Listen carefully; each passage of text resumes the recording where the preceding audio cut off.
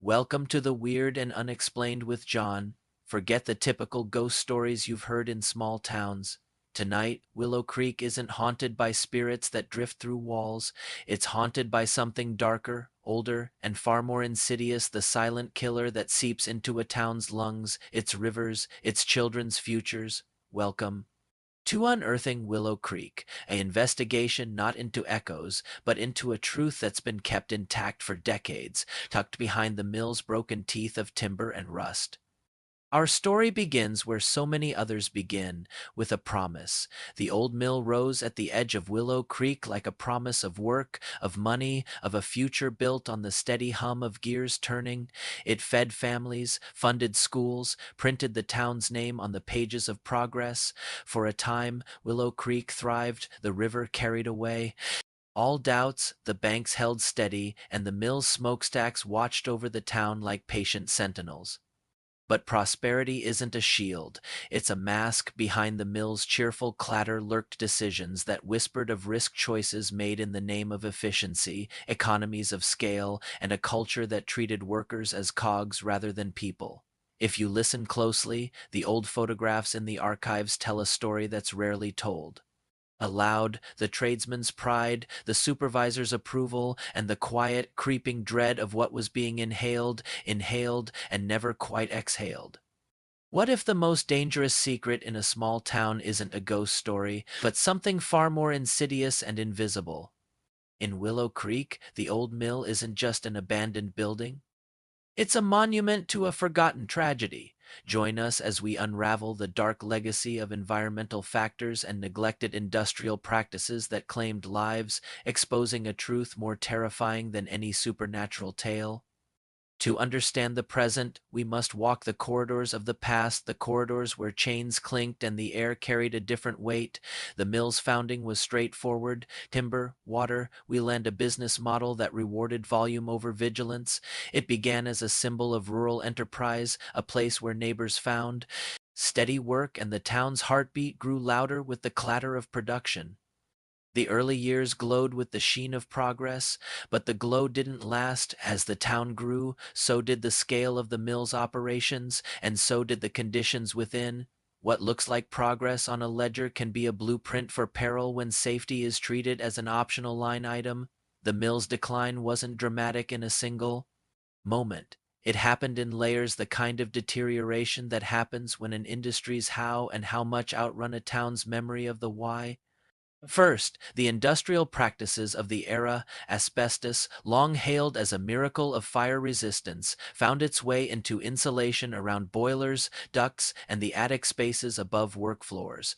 Mercury, used in some processing and manufacturing steps, moved through the air and later into dust that settled on surfaces workers touched and then inhaled or ingested with meals. Lead dust from bearings, paint, and pipes drifted into breathing zones and children's play areas alike. These materials were ordinary in their time, but their effects were extraordinary and terribly cumulative. We have no single diary that lists every inhalation as a visible tragedy, but we have voices. We have archival letters from workers describing chronic coughing, headaches, skin rashes, and fatigue that swallowed up the energy they needed to go back to the mill day after day. We have newspaper clippings that documented rising incidents of respiratory illness, stubborn infections, and bouts of mysterious weakness that shut doors on ambitions. We have expert interviews that remind us your body can absorb a little toxin every day for years, and the cost is often measured in decades of illness and early death.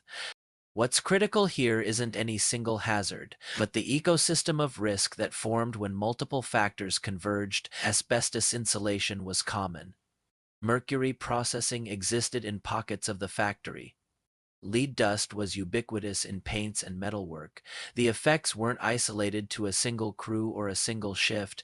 They spread through the air, the water, and the soil, touching families who lived nearby and even contractors who came to the mill for occasional work.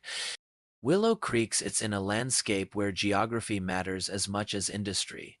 The mill's location near a river carried away by pollution, coupled with limited ventilation in the older sections of the building, created a chamber of risk: air stagnation in parts of the plant, dust that settled into every corner of the workers' lives. and water runoff that found its way into the town's wells and streams, and regulation. It looked different back then. Environmental protections were looser, oversight was lighter, and the idea of polluter pays was a concept still being argued over a coffee break. The upshot was a cascade of consequences: toxic byproducts dumped into nearby grounds, streams, and the groundwater that nourished the town's orchards and gardens. Health authorities were often overwhelmed by the sheer scale of industrial activity, and even when concerns arose, economic dependence on the mill often drowned out calls for change. In a town like Willow Creek, the mill wasn't just a workplace. It was an employer, a common neighbor, and a tax base. When you're economically tethered to one industry, you learn to overlook the little quiet warnings: the smell that sticks to your tongue after a shift, the water that runs a little off color after a rain, the persistent cough that doesn't quite fit the season. It's not malice that silences you, it's necessity. The environmental time bomb didn't explode in a single moment. It grew, almost invisibly, as generations were exposed to a stew of industrial byproducts. For families who moved to Willow Creek after the mill began, the risk wasn't simply occupational, it was environmental, passed through air and water, through the soil where their children played, through the gardens where they grew vegetables for the table. If you walk the streets of Willow Creek today, you'll hear stories that echo in a softer key than the ghost tales you might expect. They aren't about doors opening by themselves or figures materializing from the mist. They're about the health of people who lived in a place where the mills hum and rain on the roof were the soundtrack of daily life. First-hand accounts survive in fragments. A mother who watched her son develop chronic respiratory issues after playing near the mill's fence. An elderly neighbor who recalls a time when the river behind the town carried a strange sheen after a storm. A former employee who kept quiet about symptoms because he needed his job to support his family. The ripple effects extended beyond workers. Contaminated water meant illness for those who drank from wells or cooked with river-laden supplies. Contaminated air meant exposure for children who played near the mill after school, and the fear of asking questions: where would the town's economy be if we stood up to the mill? Silence, debate, confining worry, two whispers behind closed doors. Stories of families affected by chronic illnesses illuminate the pervasiveness of the silent killer.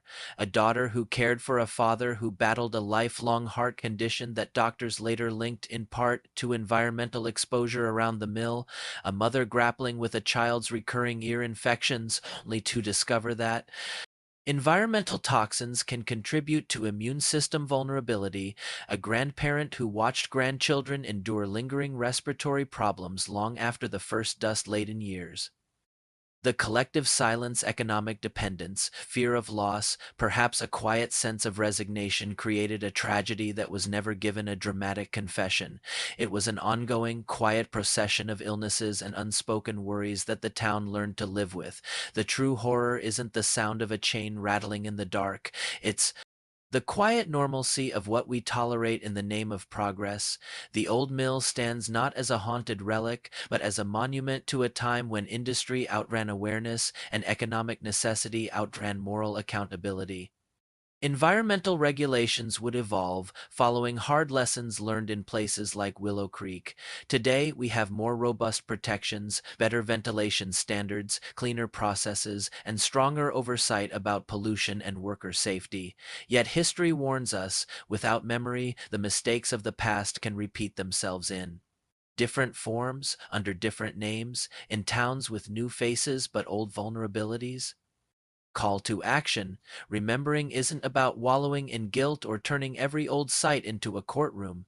It's about empowering communities to investigate their own histories, to demand transparency from industries, and to advocate for environmental health as a shared civic responsibility. We can all become catalyst and guardian: researching, documenting, and speaking up when a corridor of risk appears in our own towns. Let's listen to the river's memory, not as a source of folklore but as a register of history. A former resident recalls walking along the riverbank in spring, the air thick with the odor of damp earth and old rust. He remembers a time when the water ran clear enough to drink on occasion before the warning signs and the advisories. That followed years later. We trusted the river because it was there, he says. We trusted the mill because it gave us work. The trust, he notes softly, earned into something quieter and more devastating, the knowledge that trust had a cost. Accountability in Willow Creek isn't about blaming individuals so much as identifying systems that allowed harm to accumulate.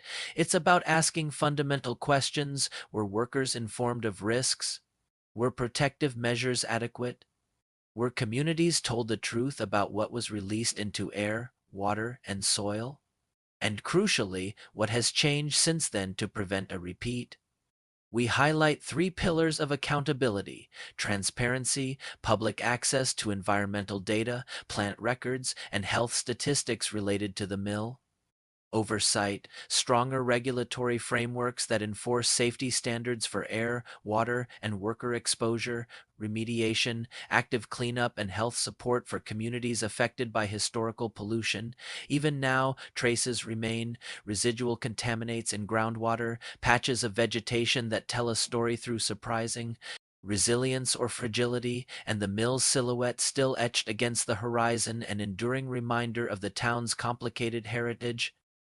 The exploration of Willow Creek's past isn't about sensationalism, it's about clarifying what progress costs, who pays, and how communities can transform risk into resilience. The old mill's silent tomb isn't a tomb at all in the physical sense. It's a tomb of forgotten knowledge, the knowledge that when industries operate with insufficient safeguards, people, often the most vulnerable people, bear the consequences. If there's a single message to carry forward, it's this: remember the quiet, everyday costs of industrial life. Remember that a town's prosperity doesn't have to come at the expense of its people. And remember that the true measure of a community is not how loudly it tells its ghosts to leave, but how responsibly it learns from its past. We close with a promise to the living, to seek out the hidden histories of our towns, to question complacency, and to demand that the air we breathe, the water we drink, and the ground beneath our feet are safeguarded for generations to come. If the old mill can teach Willow Creek anything, let it be this: the most powerful haunting is the memory of what we chose to ignore. Thank you for listening to Unearthing Willow Creek. If you found value in this story, consider sharing it with a neighbor, a teacher, or a local official who might help illuminate your own town's past. Remember, history isn't just about what happened, it's about what we do with what we learned.